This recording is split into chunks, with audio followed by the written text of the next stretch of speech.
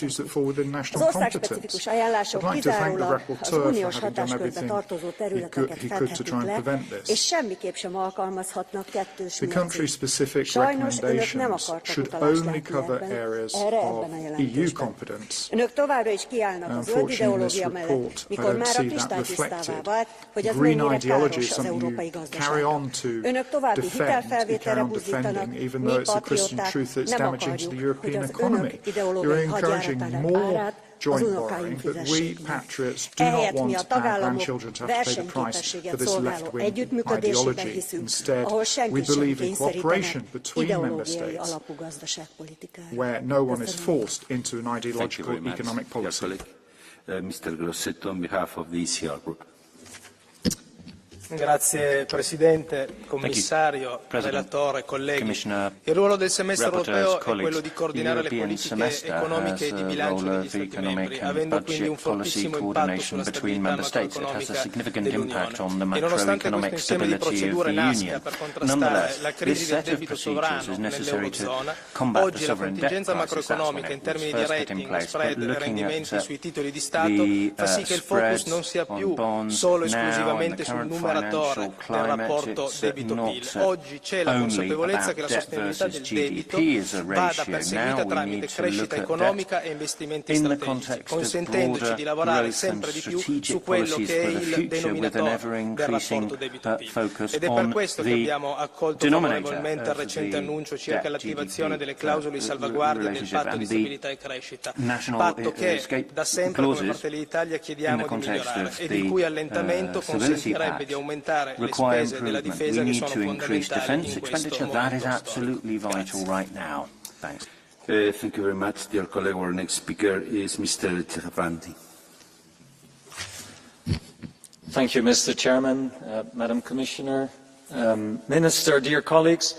The European semester is at the heart of what the EU is all about, mutual trust. United in diversity, we have to trust that we work towards our mutual goals, delivering on the necessary change to give Europe an independent, sustainable, secure, economically stable future. And that doesn't happen on its own. It requires hard work. In a family, you correct each other. In a European family, you give country-specific recommendation. Sorry, it is what it is. Every country has its peculiarities that make no economic sense, but that are politically hard to shake.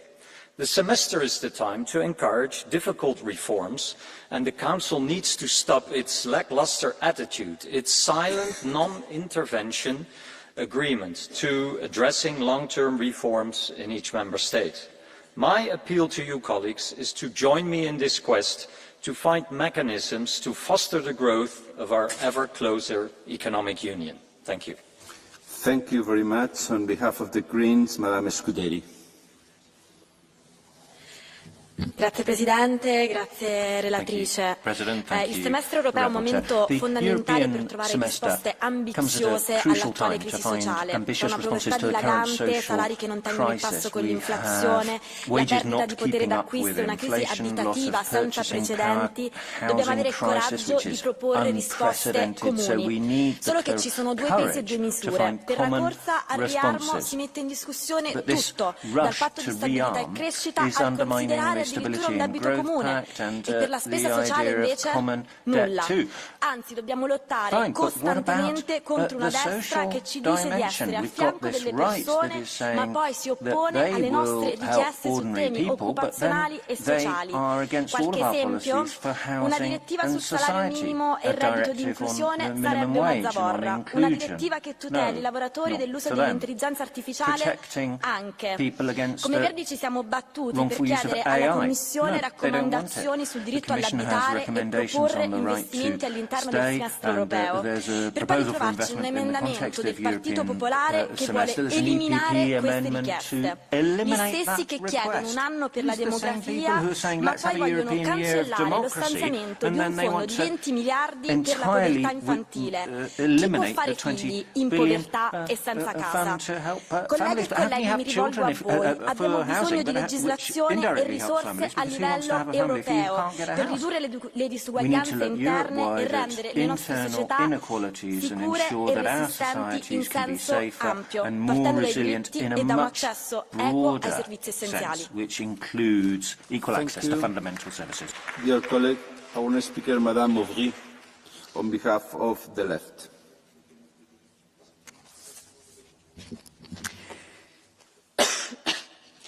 Madame la Commissaire, il paraît que vous avez trouvé de l'argent sonnant et trébuchant, de l'argent pour les chars d'assaut, mais étrangement pas pour les hôpitaux. Car voilà ce que vous nous proposez, une économie de guerre, où tout d'un coup, les milliards pleuvent pour les dépenses militaires, mais pas pour les dépenses sociales et écologiques. Alors que, soi-disant, la dette des États était censée être un point insurmontable. Voilà que l'Europe sort de son chapeau 800 milliards pour l'armement. Alors qu'on nous disait qu'il faut couper dans les dépenses pour nos écoles et nos retraites, voilà qu'il faut investir massivement dans les missiles et les canons. Alors qu'on se bat depuis des années, bien seul, il faut le dire, contre les règles d'austérité, elles volent soudainement en éclats pour financer l'armée. Et c'est comme s'il n'existait tout d'un coup plus de réchauffement climatique, plus de pauvreté, mais que la seule priorité était les blindés. La vérité, c'est que la seule guerre que vous préparez, c'est une guerre sociale.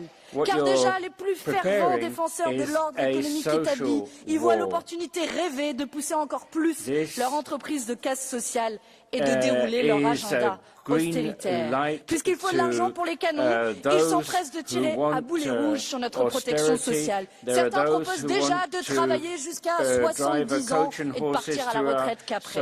Mais pourquoi s'arrêter en si bon chemin? Assurance chômage, temps de travail, services publics, protection de l'environnement, tous les sacrifices sont bons pour les peuples européens tant qu'on ne touche pas à l'argent des plus riches. L'économie de guerre, en réalité, ce sont les grands patrons et les actionnaires qui se frottent les mains.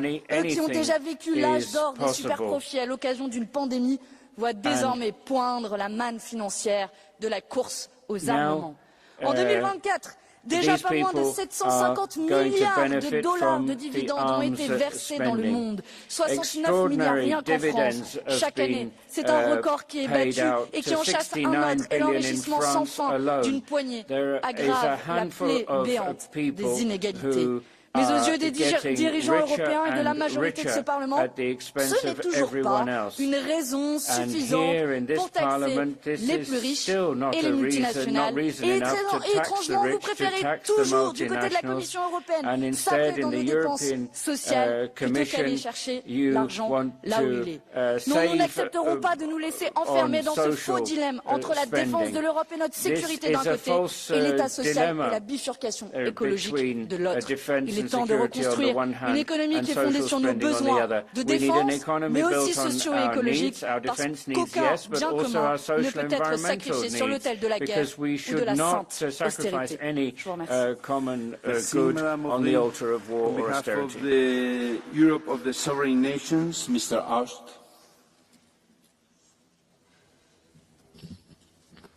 Meine sehr geehrten Damen und Herren, das europäische Semester soll dafür sorgen, Stabilität in Europa herzustellen. Und in der Tat wäre es notwendig, dass wir in Europa wieder zur Stabilität finden. Doch das, was Sie planen in der Europäischen Union, in der Europäischen Kommission, ist die weitere Entmachtung der Parlamente, ist ein weiteres Aussetzen des Volkswillens. Meine Damen und Herren, wir wollen, dass Austerität nicht weiter in Europa stattfindet. Wir wollen nicht, dass die europäischen Parlamente weiter entmachtet werden. Wir wollen, dass der Volkswille wirklich voll zur Geltung kommt. Und das, was wir derzeit in Europa sehen, die Entmachtung der Völker, selber destabilisiert. Schauen Sie nach dem, was in Rumänien gerade stattfindet. Ein Kandidat, der gewollt wird vom Volk, der in allen Umfragen vorne liegt, wird von der Kandidatur ausgeschlossen. Schauen Sie, was in Bulgarien geschieht. Ein Referendum zur Einführung des Euros wird abgelehnt. Schauen Sie, was in Deutschland geschieht,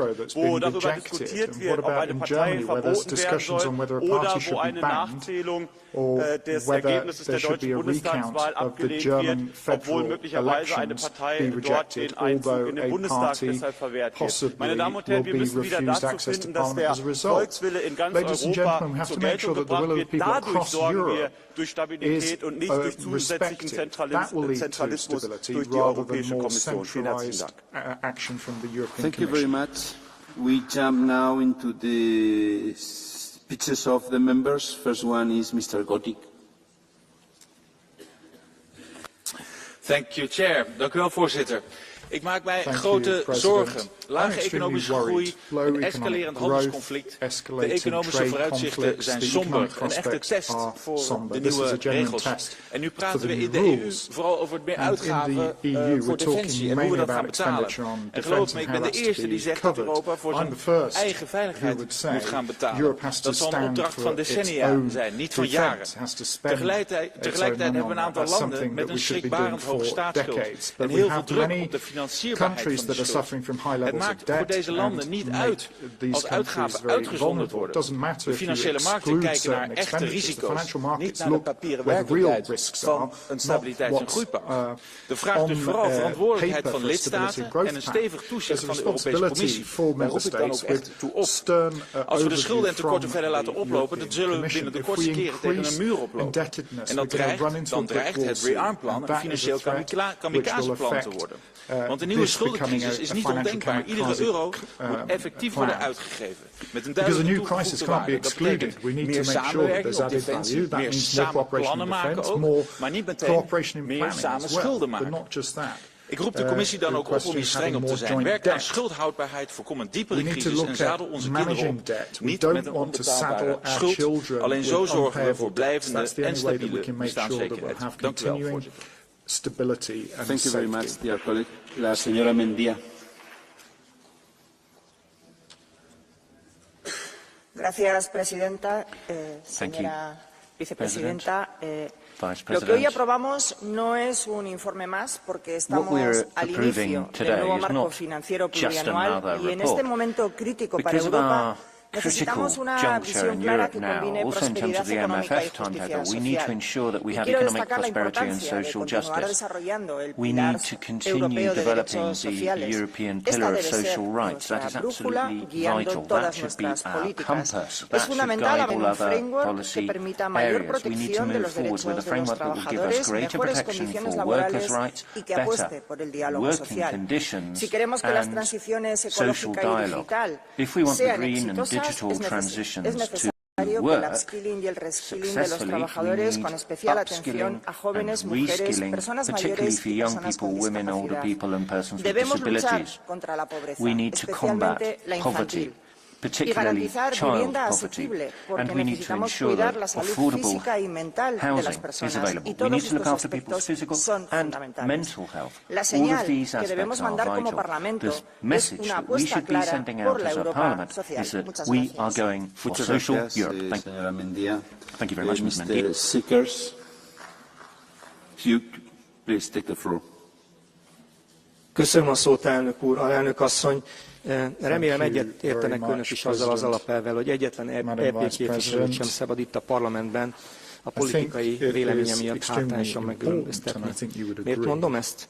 Mert a Cordon Sanitaire Szövetség minden patrióta módosító javaslatot olvasatlanul söpört le. Ezért újra benyújtjuk javaslatainkat. Miért? Mert hiszünk a tagállami szuverenitásban, ezért a szemeszternek továbbra is nem kötelező eszköznek kell maradnia. Mert hiszünk benne, hogy Európa jövője azon múlik, hogy erősítsük a versenyképességet a budapesti versenyképességi nyilatkozattal összhangban. Mert hiszünk abban, hogy az Európát az innováció és a mesterséges intelligencia területén a globális élvonalba kell helyezni. Mert hiszünk abban, hogy a gyermekek jóléte és a családok jóléte múlik, ezért támogatjuk a családokat. Miért? Mert hiszünk abban, hogy nem szabad a családokra terhelni az energiahatékonysági átalakítások költségeit, ezért megoldjuk a rezsicsökkentést. Ezért be fogjuk nyújtani ezt a 10 módosító javaslatot, és kérem önöket, hogy támogassák. Köszönöm a figyelmet. That's why I think it's very important that families be defended in energy costs as well. Szanowni Państwo, europejski semestr miał zapewnić stabilność finansową i koordynować politykę gospodarczą. Jednak efekty są rozczarowujące. Brakuje skuteczności, brakuje poczucia potrzeb.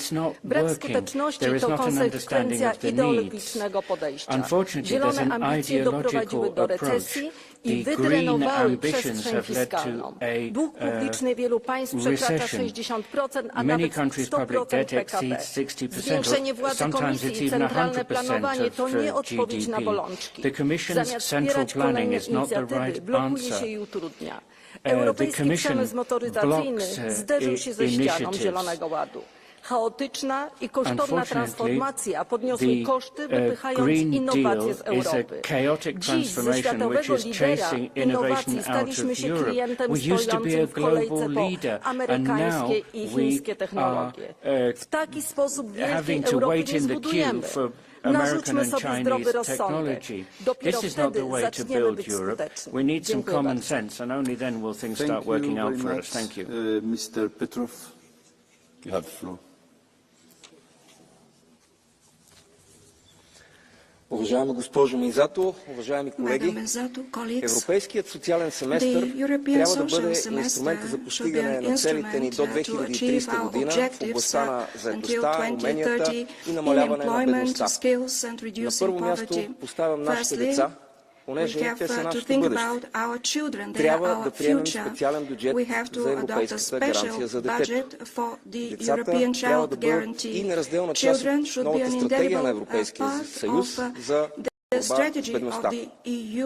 За хората с увреждания предлагаме създаване на Европейска гаранция за заетост и умения.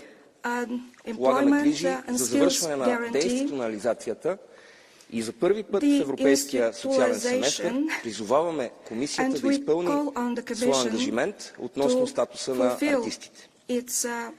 По отношение на уязвимите групи като ромите са необходими конкретни действия и въпросът вече не е да се заявява равенство, а действително да осигурим достъп до образование, заетост и основни услуги. Благодаря. Thank you very much, dear colleague, Madame Toussaint.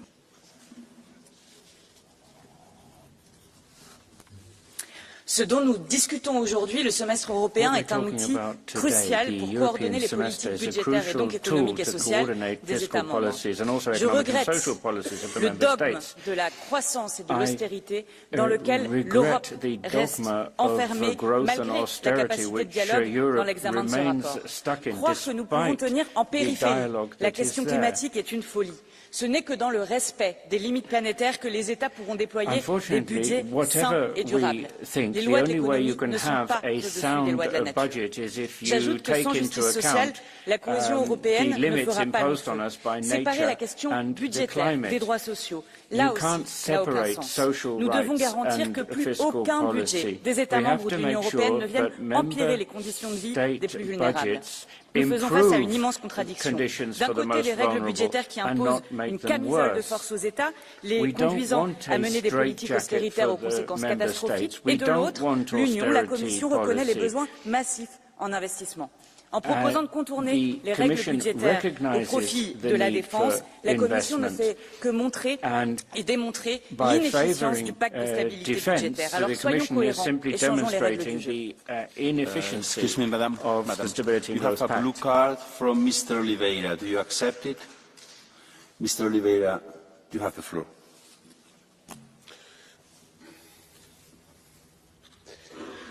Obrigado, Presidente.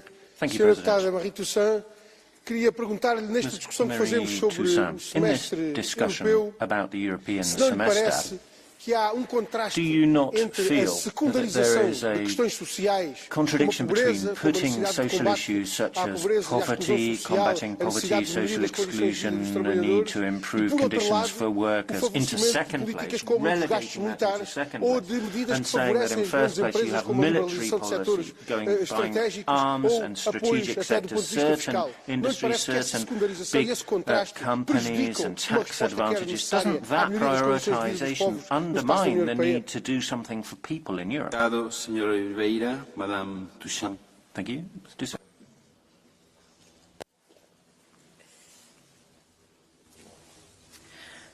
Je vous remercie, Monsieur Oliveira, de cette question. Ce qu'on a observé pendant les années, peut-être même les décennies qui se sont écoulées, c'est que cette camisole de force budgétaire qui était imposée aux États membres ont parfois conduit à couper dans les politiques sociales, dans la justice sociale, dans les services publics, par exemple les écoles, les hôpitaux dont nous avons absolument besoin pour nos populations, au profit d'un libéralisme qui conduisait finalement à perdre de l'emploi aussi via des délocalisations. Et donc, les peuples européens souffraient de cette incapacité des États et de l'Union européenne d'investir pour leur protection, pour leur sécurité.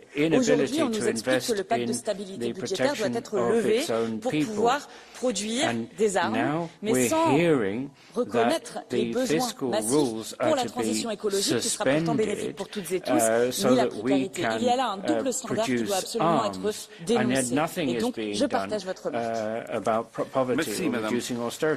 Next speaker is Madame Funchen.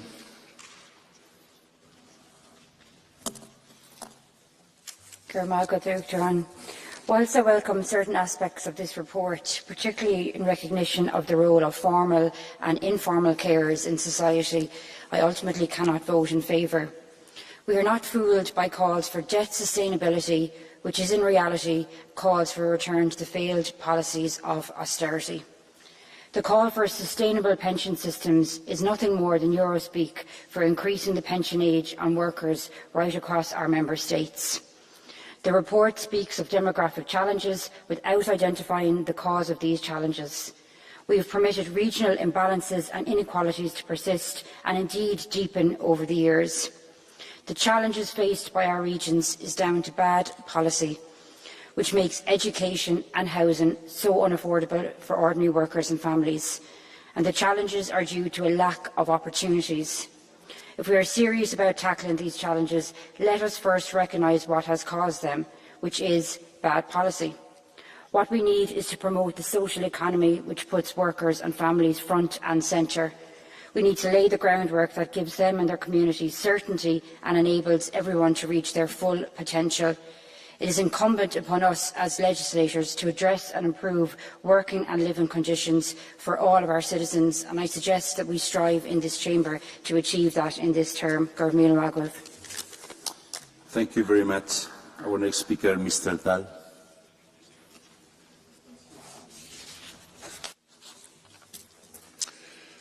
Kære kolleger, i hele Europa, der møder EU kritik fra en højrefløj. The EU is being criticized from a right wing that is on the increase. They have chosen to ally themselves with Putin's point of view in many instances, and they consider the EU as an institution that steals national competence. But the tough right wing is too often created by the moderate centre parties, either because they don't do enough, that's the case when it comes to migration, or because they do too much in the social field. Many people feel that the EU have gone beyond its limits and its competences, and regrettably I have to admit that I agree. Let me give you a number of examples. There is legislation of registration of hours, of minimum wages and of maternity leave. We have legislation on these topics from the EU, and this has created skepticism towards the EU among many conservative citizens. Many citizens believe that these initiatives should not be taken here from the EU. Why should the EU interfere with how you register or distribute maternity leave or how many hours people work and how much they make? This is sensitive legislation and it should be adopted as close to the citizens as possible. The EU has a lot to do already. There are international conflicts and problems that we should focus on these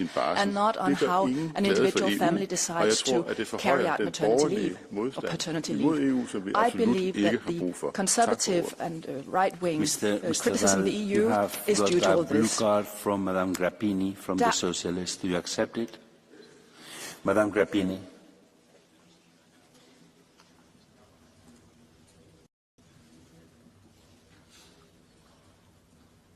Okay.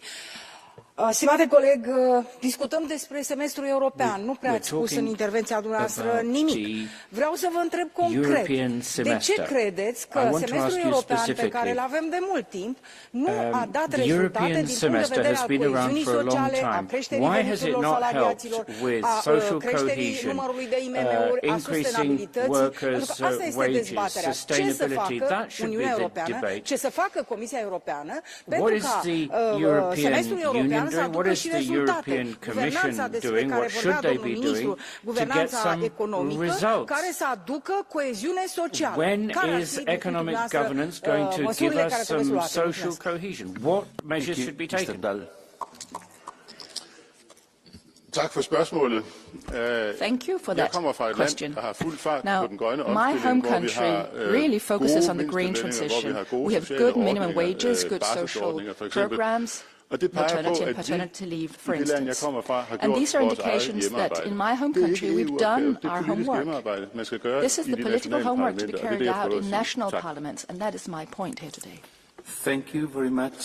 Our next speaker is Madame Bischoff. Werte Vizepräsidentin Sato, Kolleginnen und Kollegen, wenn man hier zuhört, dann hat man so den Eindruck, schwere Zeiten, neue Regeln, aber altes Spiel. Wenn man sich hier so die Redebeiträge anhört. Dabei zeigt, dass eine nachhaltige Fiskalpolitik und Zukunftsinvestitionen essentiell sind jetzt, wenn wir wirklich als Europa unseren Bürgerinnen und Bürgern Stabilität, Prosperität und Sicherheit in unsicheren Zeiten geben können. Wir haben hier als neues Element den Rahmen für soziale Konvergenz, einen Warnmechanismus, und wir als Parlament unterstreichen das im Bericht. Wir werden ganz genau hinschauen, wie der umgesetzt wird. Wir haben 7 Mitgliedstaaten, die ein erhöhtes Risiko haben hier, wenn es um soziale Sicherung geht, wenn es um gute Arbeit geht, auch wenn es um das Thema Armutsbekämpfung geht. Und deshalb ist es wichtig, dass hier nachgelegt wird, denn all das, genauso wie Schulen, wie Investitionen in digitale Infrastruktur, stärkt die Wettbewerbsfähigkeit, auch wenn das ideologische Lager, das hier vom Volkswillen redet und so weiter, das nicht einsehen kann. Wettbewerbsfähigkeit braucht eine stabile soziale Balance. Thank you very much, Mr. Torselli.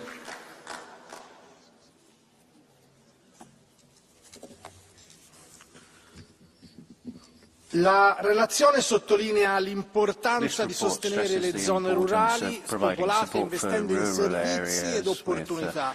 Parla di sfide demografiche, di invecchiamento e di lavoro. Ora vi do una notizia che notizia non è. Se di fianco ad ogni euro investito nel ripopolamento e nella valorizzazione delle aree interne spopolate non vi saranno un altro euro da investire in infrastrutture digitali e uno da investire in sanità, l'euro investito diventerà un euro sprecato. You would actually Chi end andrà up mai saying a creare lavoro dove euros non have been esiste wasted. connessione? Chi How metterà can you mai al create mondo un jobs figlio where you sapendo don't che have partirà public già transport? svantaggiato How nei can you confronti say di chi stay nasce here nelle in the grandi village, aree son urbane? or daughter, Chi when vorrà the big invecchiare urban areas have the laddove non opportunities? esiste Who wants sanità di to prossimità? age La where you haven't risposta got è health care nessuno. on your doorstep? Nobody. Ora, vogliamo che le nostre priorità sociali in materia di occupazione per il 2025 siano rivolte a nessuno? And we need to think, Quindi who are we targeting riflettiamoci here? Are we adesso, truly prima targeting che sia troppo no tardi. one? Grazie. I think we need a good rethink about that Thank you before very it's too much, late. dear colleague. Our next speaker is Madame Tinagli.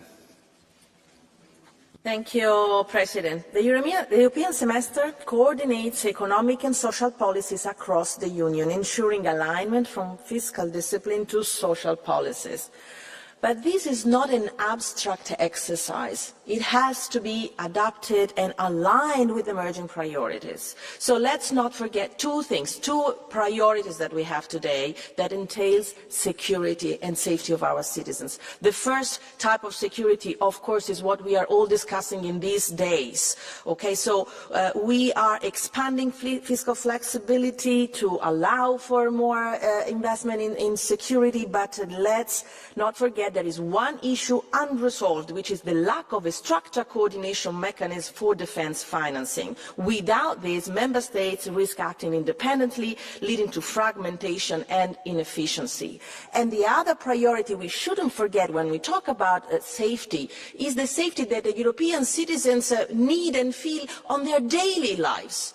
And this entails housing, having a safe roof on their head. So we agreed on this priority at the beginning of this mandate. Let's not forget about it and include it in our semester report and in our fiscal and social policies. Thank you.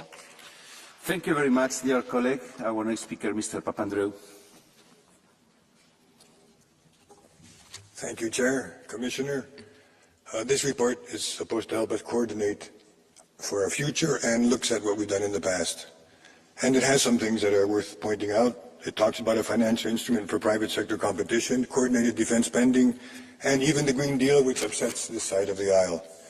However, it also assumes that the RRF, the Recovery and Resilience Fund, is ending. And here goes to the heart of our ideological problem. Do we grow through more spending, or do we grow through reducing our deficit? We can't have both. On this side of the aisle, we have the philosophical issue that we need more spending to grow. Of course, we want the spending to be more efficient, and as Gabby Bishop pointed out, we want it to be in a coordinated way and the countries not to be at risk. But that's the heart of our problem. How can we manage both sides, that we increase spending, we have the defense budget, can the defense budget be a green budget?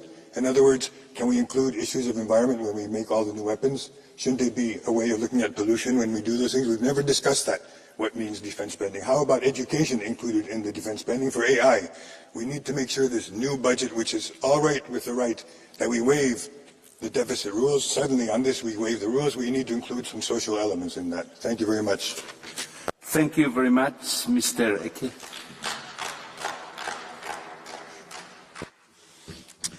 Herr Präsident, Frau Vizepräsidentin, liebe Kolleginnen und Kollegen! Investitionen und Wettbewerbsfähigkeit und Investitionen, das gehört aus engste zusammen. Und dieser Bericht erinnert ja auch die Kommission daran, dass sie eine Investitionskommission sein will. Und das ist auch nötig, weil es muss dieser Kommission gelingen, die Investitionslücke in Europa zu schließen. Und das hat natürlich mit Verteidigung zu tun. Und deswegen ist die Ausweichklausel aufzuheben auch richtig. Aber es geht auch um zivile Investitionen. Es geht um Krankenhäuser, es geht um Schulen, es geht um Wohnungen. Diese völlig kaputten Wohnungsmärkte in Europa sind doch aufs engste verbunden mit den makroökonomischen Ungleichgewichten, die wir auch haben. Deswegen müssen wir jetzt beherzt vorgehen, die Investitionslücke schließen, damit es nicht mehr reinregnet, Herr Ferber, in das gemeinsame Haus Europa, damit das Dach gedeckt ist, auch wenn stürmische Zeiten kommen. Vielen Dank. Thank you very much, Mr. Eke. We open now the Catch the Eye time, and as I have too much requests, I'm going to give one per group. First one, Madame Collard. Hiába történik gazdasági koordináció uniós szinten, ha egyes országok vezetői össze-vissza rángatják a kormányrudat, vagy éppen fejjel lefelé tartják a térképet. Az elhibázott gazdasági intézkedéseknek köszönhetően Magyarország kiugróan magas kamatot fizet adóssága után, háztartásonként közel 900 000 forintot. Orbán Viktor repülője arra ajtót is hirdetett. Az infláció, ami a szegények adója, valóban újra elstartolt. Több mint 7%-kal nőtt az élelmiszerek ára egy év alatt. Viktor Orbán has been talking about a flying start, but it hasn't worked. Inflation is very high. Ezzel Nagy Márton azt is veszélyezteti, hogy még több uniós forrástól esünk el. Household planning Újból is in felszólítom a magyar kormányt, hogy ne gyermekeink terhére akarják megtartani a hatalmukat. Szavazatok vásárlása és ígérgetések helyett végre magyar emberek hosszú távú érdekeit tartsák szem előtt. Kormányzásuk 15. évére végre itt az idő. Thank you very much, Madame Collard. Domnule președinte, doamna comisar, stimați colegi, este foarte important ceea ce facem, nu numai ce spunem. Semestrul european a fost o concepție, un concept care, sigur, aducea multe așteptări în statele membre, aducea multe așteptări la cetățeni. Pentru că, până la urmă, noi trebuie să lucrăm pentru cetățeni. Rezultatele muncii noastre de aici, a reglementărilor, trebuie să ducă la creșterea nivelului de trai, creșterea locurilor de muncă, creșterea competitivității în Uniunea Europeană. De aceea, doamna comisar, sper că transmiteți Comisiei Europene că este nevoie ca în semestrul european și ce vom face în acest program 2025 până ni se termină mandatul, este să aducem măsuri care să ducă la creșterea coeziunii sociale și, așa cum spuneam, la bunăstarea oamenilor. Nu putem cu o energie care are preț de 3 ori mai mare ca în Statele Unite, nu putem cu inputuri foarte mari, nu putem numai cu restricții în domeniul agriculturii, este iarăși o problemă. Sigur că avem nevoie și de mediu curat, dar avem nevoie și de o industrie europeană care să poată să reziste la competiția globală. Vă mulțumesc. We need a European industry that can stand up to global competition.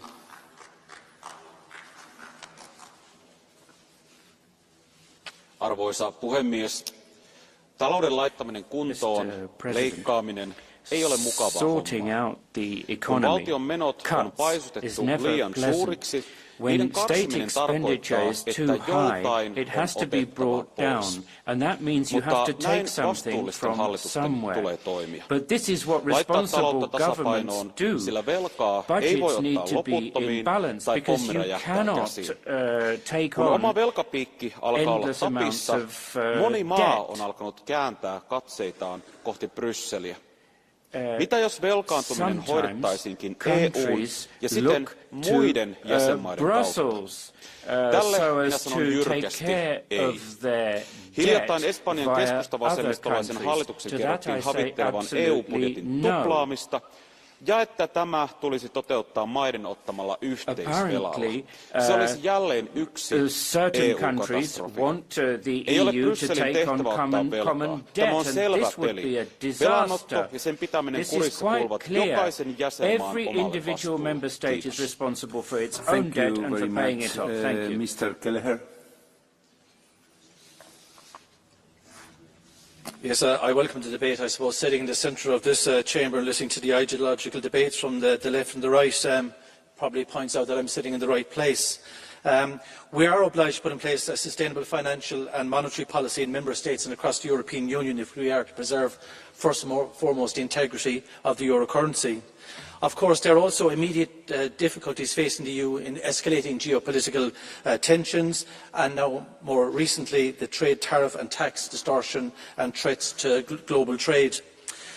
But of course, we also have to address some very fundamental challenges facing us in the European Union from a social perspective as well, and that is the whole issue of housing and unemployment and weak economies not giving opportunities to our younger people. And therein lies the significant challenge that we face to try and get budgets in line that are sustainable, but equally to ensure that we have the capacity to invest into the economies, to ensure that we provide services for people and also stimulate housing, etc. And Draghi identified the majority of those particular challenges. Of course, it is up to the Commission and ourselves here to come up with funding bases that will sustain that in a sustainable way. And of course, the big debate will be around the mutualisation of risk, the mutualisation of debt, and how we fund the European Union and the multi-annual financial framework into the future.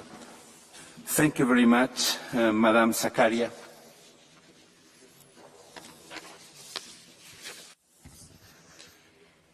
Κυρίες και κύριοι, η θρησκευτική ευλάβεια με την οποία οι Ευρωπαίοι ηγέτες προσκυνούν τα νούμερα, τις αγορές και τα κέρδη των επιχειρήσεων έχει οδηγήσει στην καταστροφή του κοινωνικού κράτους. Έχει θυσιάσει την κοινωνία στο βωμό της ανταγωνιστικότητας. Αυτή είναι και η ρίζα του δημογραφικού προβλήματος. Κυρία Μινζάτου, η στήριξη των συλλογικών διαπραγματεύσεων και των συλλογικών συμβάσεων παντού, χωρίς εξαιρέσεις, χωρίς ειδικές ζώνες εκμετάλλευσης, είναι αδιαπραγμάτευτα για τους εργαζόμενους. Τεχνητή νοημοσύνη και εκβατική τεχνολογία δεν θα δεχτούμε μια νέα τεχνολογική φεουδαρχία. όπου οι μέτοχοι θα καρπώνονται την υπεραξία και οι εργαζόμενοι θα πληρώνουν το τίμημα με απολύσεις και φτώχεια. Η υπεραξία που θα παράγει αυτή η πρόοδος θα ανήκει στην κοινωνία. Συνάδελφοί μου, θα καταψηφίσω το Ευρωπαϊκό Εξάμηνο που είναι θηλιά στο λαιμό μας, γιατί αποθεώνει την ανταγωνιστικότητα έναντι της ευημερίας των λαών. Και θα δώσω τη μάχη για μια Ευρώπη που θα σέβεται και θα υπερασπίζεται τους ανθρώπους της και δεν θα είναι το μακρύ χέρι της εργοδοσίας.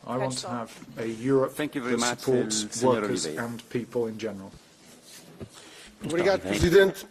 Esta discussão sobre o semestre europeu demonstra que as necessidades dos povos estão em segundo lugar face à opção por uma economia de guerra e ao desvio de fundos para os lucros e para a acumulação de capital. As prioridades, sobretudo no momento de estagnação económica, as prioridades na discussão de políticas económicas, sociais e orçamentais deviam ser as do reforço dos serviços públicos e das funções sociais do Estado, do aumento de salários e de pensões, de investimento na habitação, da recuperação de controle público de setores estratégicos da economia. O investimento público poderia servir o desenvolvimento económico e social, mas essa infelizmente não é a opção que aqui é feita.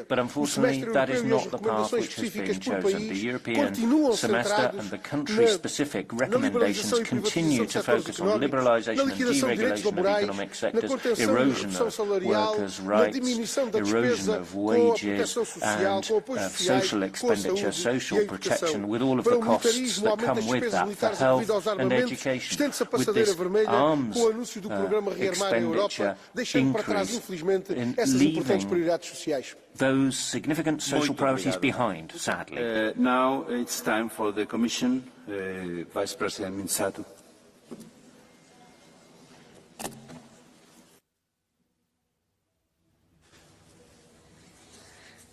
Thank you for the debate.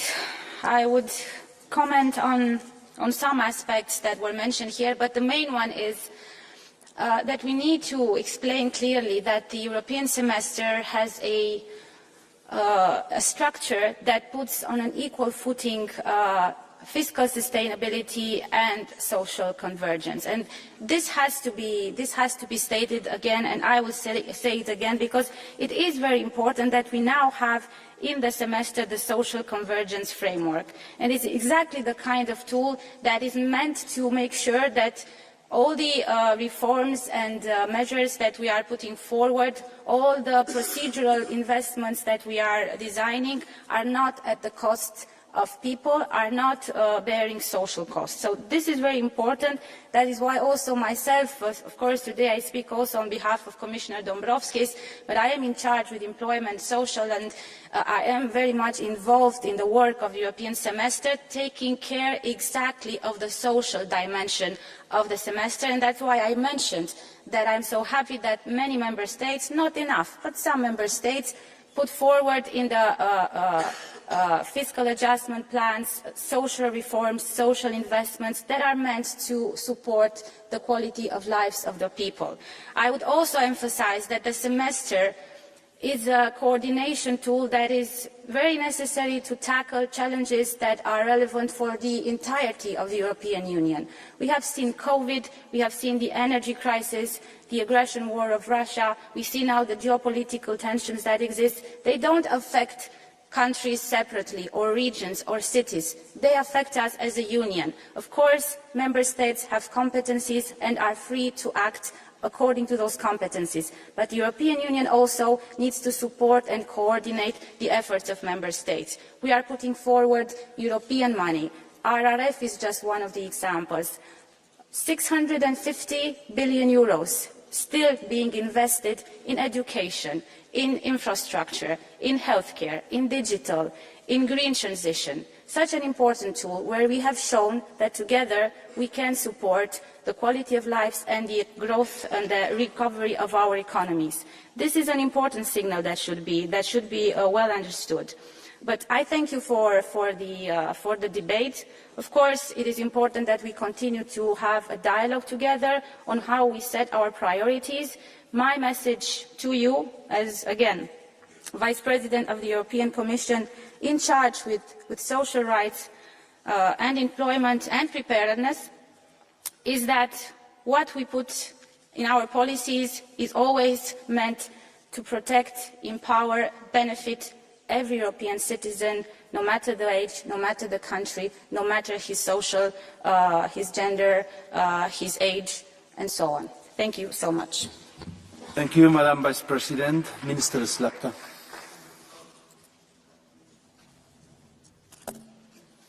Thank you very much, Mr. President, Madam Commissioner, honourable members. As Presidency, you remain committed to tackling the key challenges which we face today, strengthening European security and boosting the competitiveness of our economy. I can assure you that we will take work forward on the implementation of economic governance framework and on the European semester in line with this Parliament last year. After all, ensuring the smooth coordination of Member States' economic and fiscal policies is a shared interest of us both. Thank you very much. Thank you very much, Minister. Por fin, los ponentes, en primer lugar, el señor Navarrete. And then to conclude, the rapporteurs. Mr. Navarrete first. Thank you. Thank you again, Chair. And thank you, colleagues, for all your comments and discussions. I would like to close this session on my side, thanking all the members of all shadow rapporteurs for all groups for the hard work, trying to find a compromise that I think is reasonable, acceptable for most of us. So I would like to ask for the support of you colleagues for this report. I think it addresses properly in a reasonable manner, based on some sort of analytical thinking, some of the deep concerns you've expressed here today. So basically, while we are having mediocre at best economic results in the medium and long run, the causes and its consequences, the need to establish fiscal buffers in order to accommodate a crisis, the ones we are currently facing, and the ones that will come into the future as well. The need for an alignment in terms of the management and responsibility of the different policies and its financing. It's equally absurd, in my view, to have a common policy that is financed nationally, and it's also absurd to have a national policy financially common. We have to align both things, responsibility and funding, in order to make not just economic but political sense out of our policies. So I'd like to thank also the collaboration with the Employment Committee. So we have two separate reports on our side as Parliament, but they're working together. So I think there's been no undue overlap. We have a common message for the Commission and the Council on this important European semester. And thank you very much. Muchas gracias, señor Navarrete. La señora Abadía Jover. Gracias, presidente, y muchas gracias a todos los oradores, a la Comisión y al Consejo. Los grupos han mencionado diversos temas: demografía, economía social, pobreza, vivienda, empleo. Y este informe habla de todo esto. Por eso les vuelvo a pedir a la Comisión responsabilidad frente a los cambios estructurales que necesitamos y al Consejo cumplimiento activo de estas reformas. Porque cumplir con las recomendaciones por país es cumplir con la sociedad europea, especialmente con las futuras generaciones. Nuestro objetivo está claro: trabajar por el largo plazo del proyecto europeo. Por eso no podemos permitirnos crecimientos de deuda descontrolados o, lo que es lo mismo, que no esté ligado al crecimiento económico sólido. Hablamos de simplificación y aún así algunos grupos siguen queriendo regular sin que la sociedad lo haya pedido. Esta ha sido la problemática de los últimos años: regulación sobre regulación. Y hoy estamos aquí intentando quitar los palos que se han puesto en la rueda del tejido empresarial europeo. Y finalmente, en materia de empleo también hay que cumplir. ¿Cómo es posible que haya países con grandes tasas de desempleo que tengan unos datos de ejecución del Fondo Social Europeo Plus mínimos?